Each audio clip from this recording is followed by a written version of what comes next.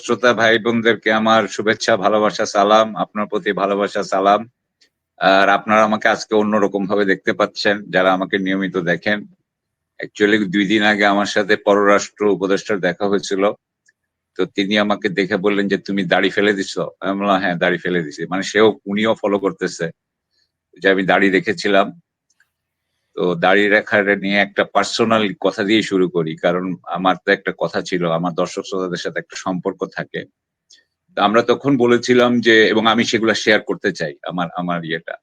সেটা হচ্ছে যে আমি বলেছিলাম যে আমরা ১ম এ দাঁড়িয়ে রেখেছিলাম যে হাসিনা পলাতক করা পর্যন্ত। তারপরে আমি এটা রেখে দেই যে আমার কাছে তখনো মনে হয়েছে যে আমাদের বিপ্লব আ কিন্তু নিরাপদ নয়।